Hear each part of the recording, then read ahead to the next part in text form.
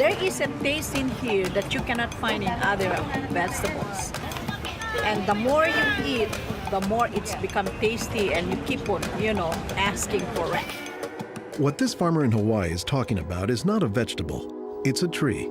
And while Vicky Domingo says it has an unusual flavor, there's more to this tree than meets the taste buds. You keep on eating and eating and you can feel your body is more energetic, more healthy, and you can see the difference. You're not dropping, you keep on, just so active. You have to remove one by one like this.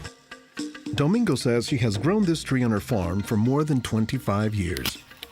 She harvests moringa twice a week all year round.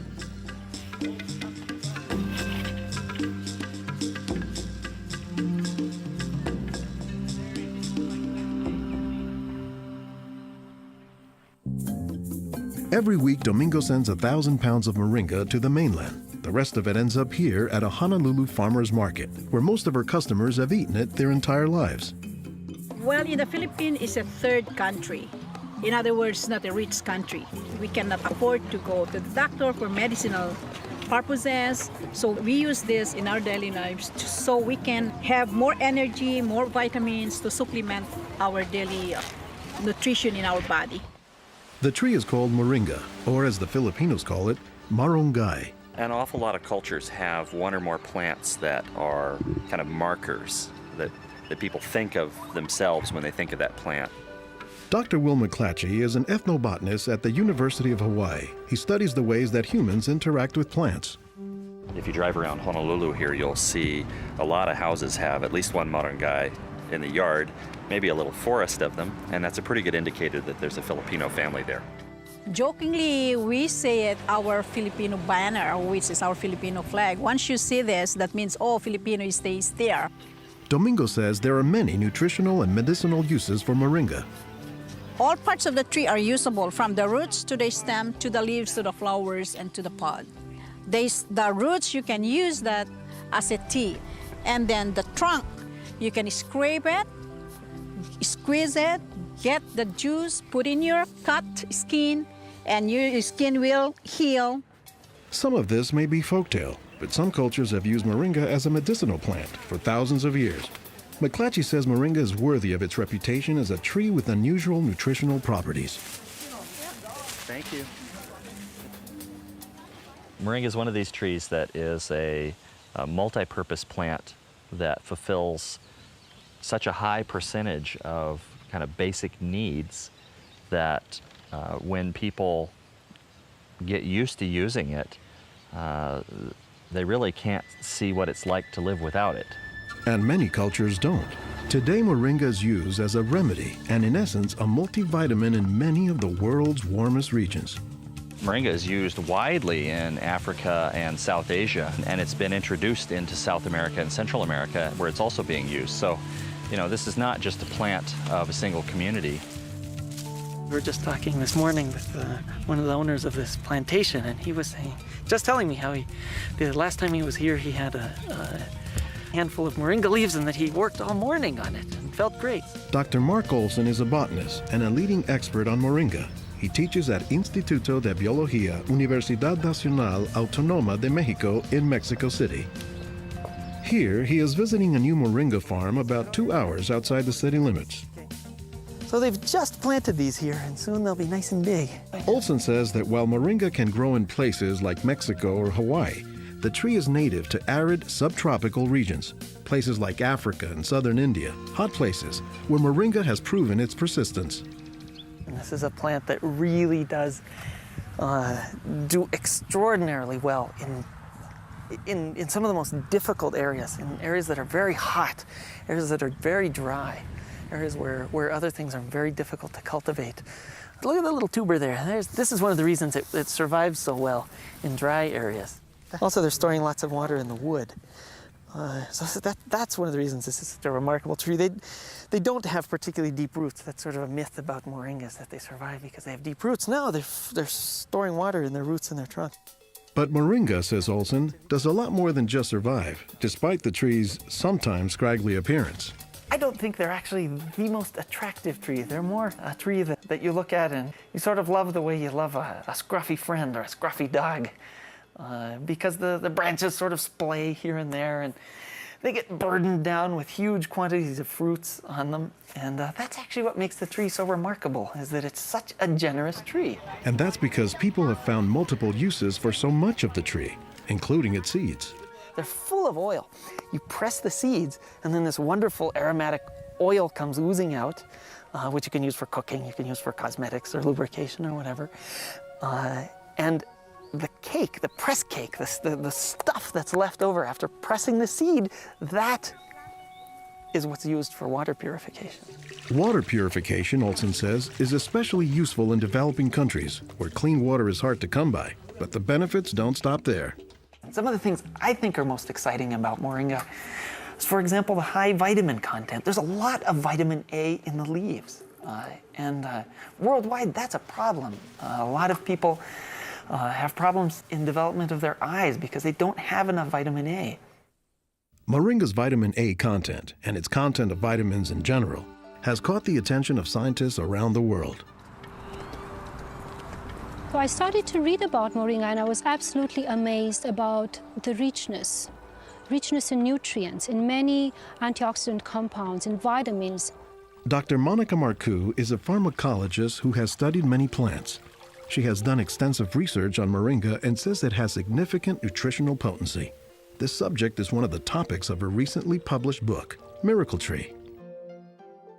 To me, it was just a natural pathway from my scientific background and my love for trees to writing this exciting book on one of the most exciting and extraordinary trees of our world.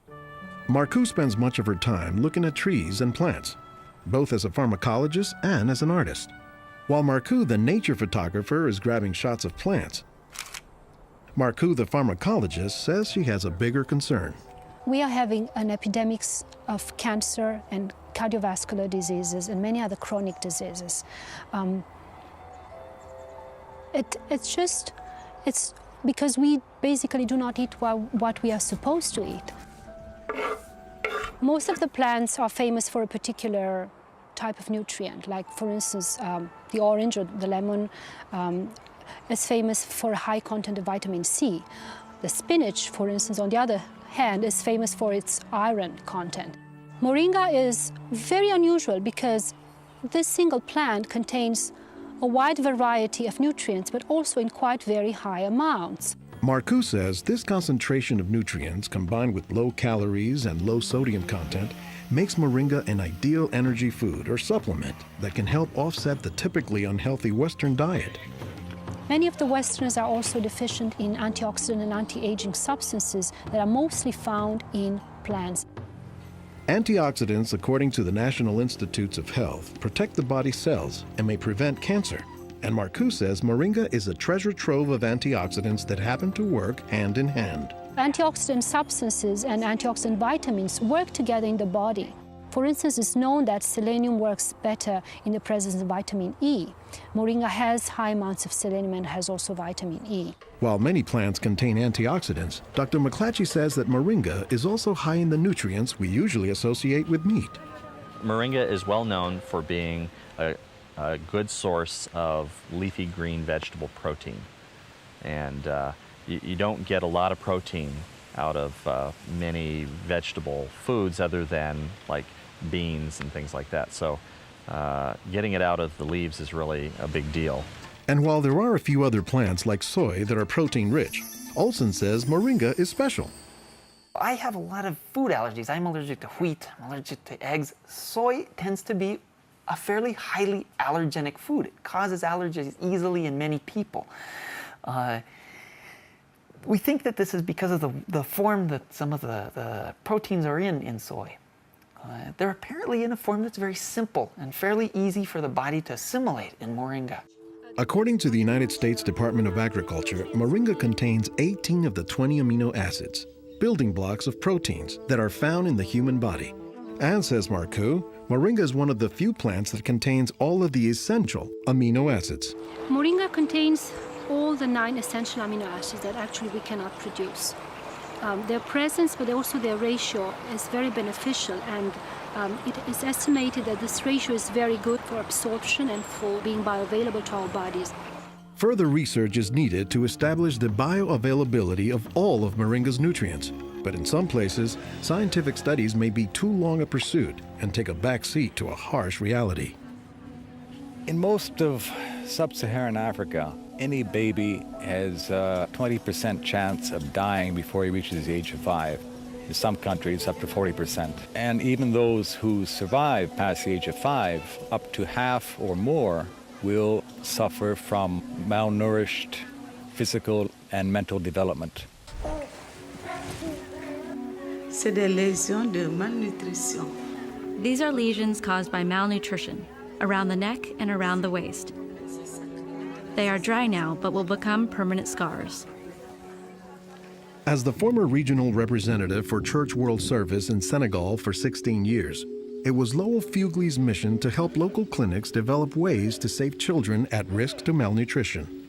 Having been born myself into a middle-class American family, I thought it was just by chance that I was born in these conditions and not in the condition of a poor African family in the bush of Africa and living a malnourished life.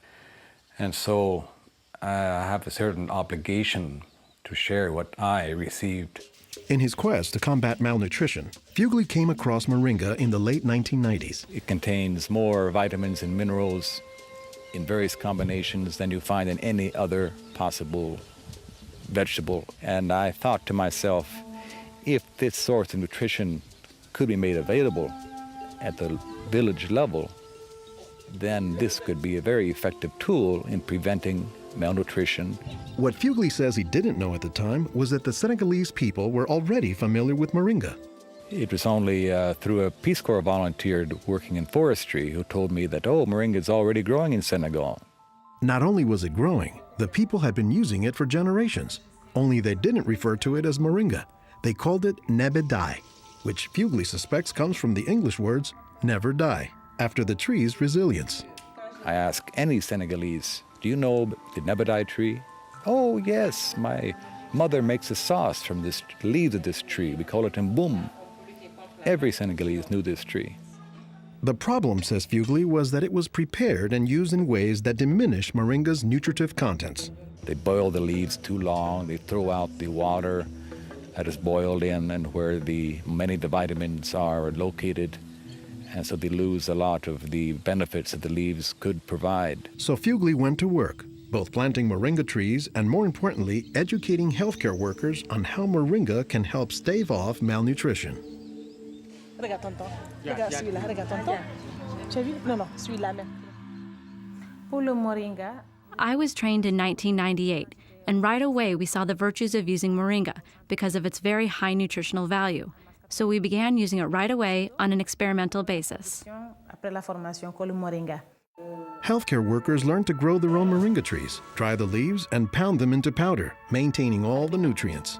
Nursing mothers were taught to add a spoonful of moringa to their food morning, day, and night to increase their milk production. They were also told to add moringa to all of their family's meals. When we introduced this tree in Senegal, or uses of the tree and different ways of using it, the reactions of the people there was that, well, this is our tree. You know, you're just adding on what we know already. As people changed their habits, Fugley says the results were clear, especially among children. They'll look happier, they'll have more energy, they'll smile. When they came to the clinic, limp, eyes drooping, no energy, and within 3 weeks, you see them bigger, healthier, and smiling. La récupération avec le moringa a été beaucoup plus rapide. We observed that it was much, much more effective than the classic system we had been using, which was based on imported and costly products, such as milk powder, sugar, and vegetable oil. With moringa, people can go into town and find it themselves. Et on l'a, même des fois sans un sou. Moringa is still being used, it's still being promoted, it's still being very valued, even without our input from the outside. Moringa, it doesn't die, it can continue on its own. So you have to eat the moringa on a daily basis. And all their grandkids are eating it every now and then, even my own children, and they are already professionals, and yet they come home and eat it. And while moringa is mostly considered an ethnic food, the trend, says McClatchy, is that more nutritious plants, like moringa, are finding their way into the mainstream. Our diets are pretty bad, although they are improving. But one of the reasons they're improving is because we're starting to adopt more and more of these kinds of plants. I've been in villages where the only trees that survive and grow well are Moringa oleifera, which is really amazing when you consider how many useful things the tree provides. Moringa it comes very close to being a perfect source of nutrients in terms of variety and concentration. So that is, I think, very unique about this moringa tree.